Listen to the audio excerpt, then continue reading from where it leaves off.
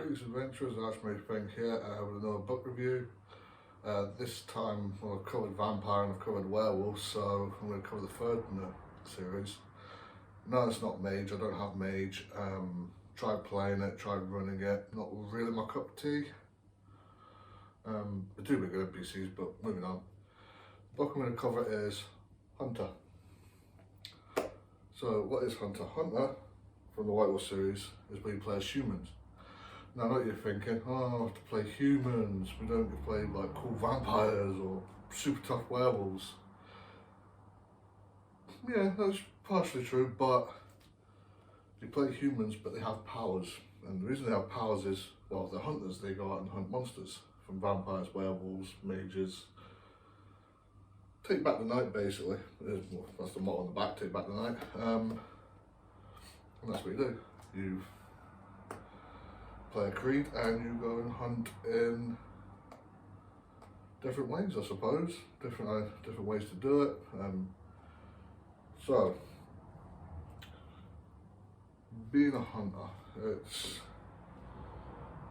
it's one of those games where it's how far is your character willing to go? How far are they willing to go to fight against the monsters of the night? How far are they willing to push, knowing that the darkness will push back? And yeah, it's character generation is done the same way with a point buy system, and you get different creeds. You get, if you can find them. So for a start, you get defenders. Defenders are those that defend the weak from monsters. Oh, the vampires are terrorizing these people, let's take care of the vampire because it, helps you defend the weak basically. And you've got Avengers. Avengers are your, there's a monster, go and kill it in the most brutal way possible. You've got Innocents. Innocents,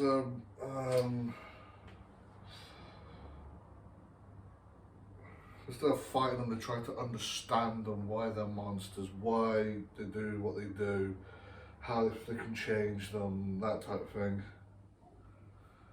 You've got judges who are, is the monster evil? If the monster is evil, kill it. If not, spare it, and it can lead to a lot of fun. If I ever play it, I mostly run it, but if I play it, I do tend to play a judge, and it does lead to a lot of fights with Avengers and things like that, because Avengers are all like, it's a monster, kill it, it's evil, who cares, kill it. The judges are like, is it evil, is it good? We'll see. So it might be a case of vampires going, well, yeah, he feeds off blood, but he still provided for his family that he had before he was turned. You have martyrs. Martyrs are, exactly as it says on the tin, sacrifice everything for the greater good. Well, oh, my hunter team needs body armor. Oh, I'll just sell my house. They can basically sacrifice like hit points to get stronger. They can sacrifice the abilities onto other people, that type of thing. Redeemers.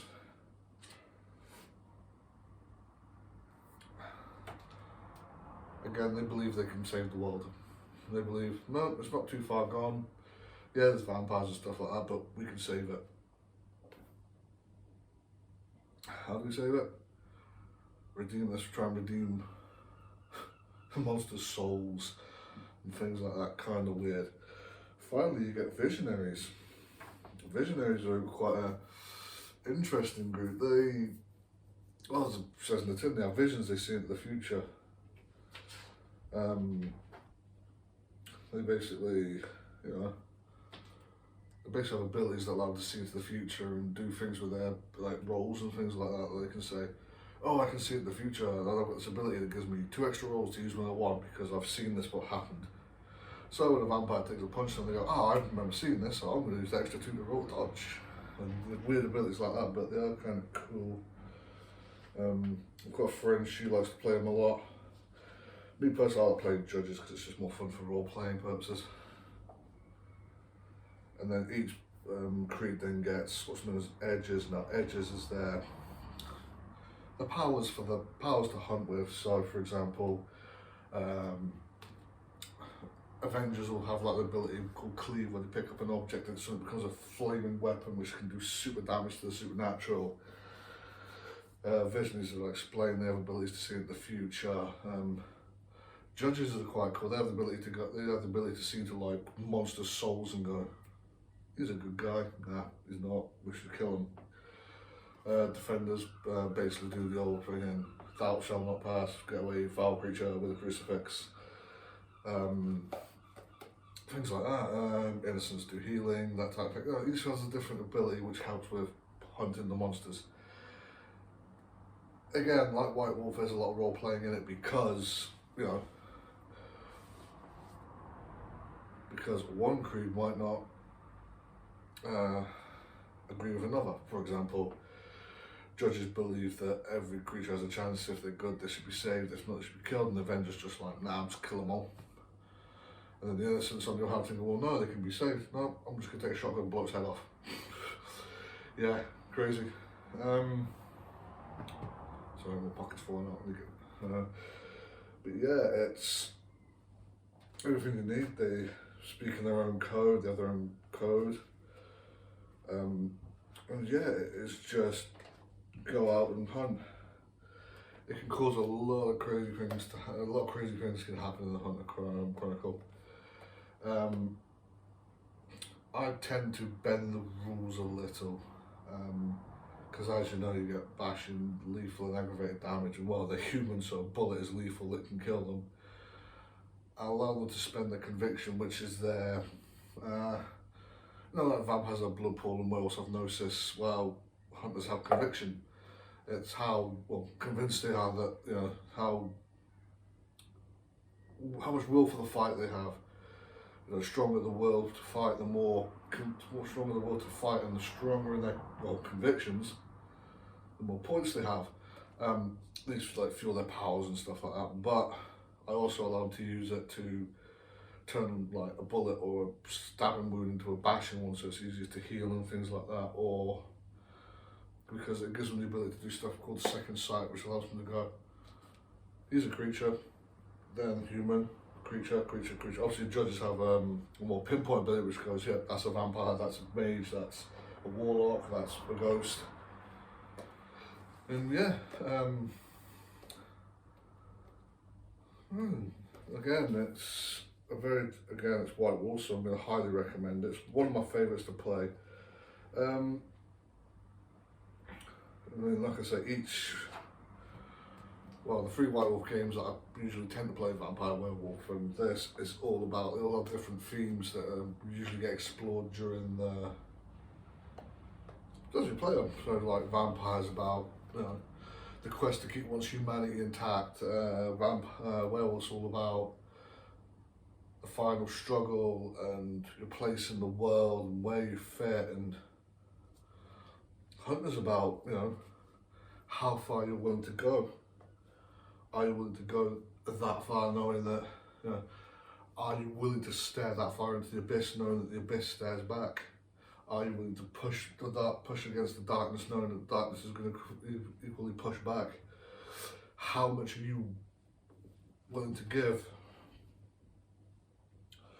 And is it worth it? Well, yeah. Again, great one to play. The new company that's taken over Werewolf, they've already done Vampire, they've done Vampire 5th edition, they're working on Werewolf. I do hope they do Hunter as well, because it is just great. It is, to put it bluntly, it is like Call of Cthulhu, except you have a great chance to survive against the creatures. You know, if you ever play Call of Cthulhu, you know, it's like, oh, there's a creature, run.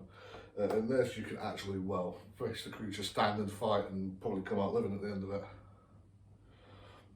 But how much is you willing to take? How far are you willing to go? How much punishment are you willing to take to achieve the goal?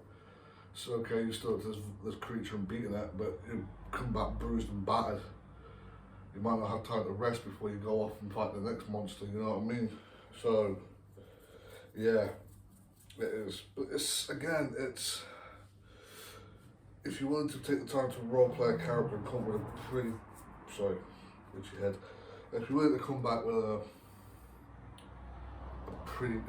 good character background and bring some like story, some role playing skills, it's one of these ones where you work again. White Wolf as a whole is one of these people you work with the storyteller. The storyteller will not give you as much as you can handle, but he will test the themes in the game. So if you're playing vampire, he will do things to test your humanity. If you do well, he will test your abilities to see if you take the easy way out. In this, he'll test to see how far, they'll put you pushing and pushing and pushing and pushing the envelope to see how far you're willing to go. So yeah, do I recommend it? Yes. Would I get a hard copy of this? No. Again, like Werewolf, it's a very, very rare print, so you're looking to spend about, I picked up mine for 35 quid, so about $50. You'll probably be spending a bit more than that because I've had this for a couple of years, so to replace my old one which got wrecked. I do think you should get it, if you can get it for Drive-Thru RPG if they have it, because it is, again, a terrific game. If you do come from 5th edition Vampire, that's the only game you play, be prepared to do a lot of reading because again, the system's different, it's an older system. But yeah, it's a great game if you just want to. Playing a Chronicle on this is pretty tricky because again, you're humans, you can die really easily, but if you pull it off with a few role playing and just have one big blow up where you finally get the creature and you fight them to the end, it's terrific for that. So yeah, get the book. If you get it through either Drive-Thru RPG or somewhere where you can pick it up for cheap. If you're going to try to get the hardback copy, be prepared to spend some moolah. It's quite expensive, but yeah, good one to add to your collection. Well, this is Archmage Fang just about to sign off. I'm just going to say that although I've done the modern age ones, I am going to go through the Dark Ages stuff as well, because I do have Dark Ages Vampire, Werewolf and Inquisitor, which is Hunter, but medieval. Actually, as much as I like the modern stuff, it's great to run. I do prefer the Dark Ages stuff just for its aesthetic, but I will cover that the next chance I get. So yeah, thanks for watching. If you want any more of this stuff, you know, like, comment, subscribe, hit the bell if you want more of this content. And I'll see you next time. So this is Archmage Fang saying, adventure on.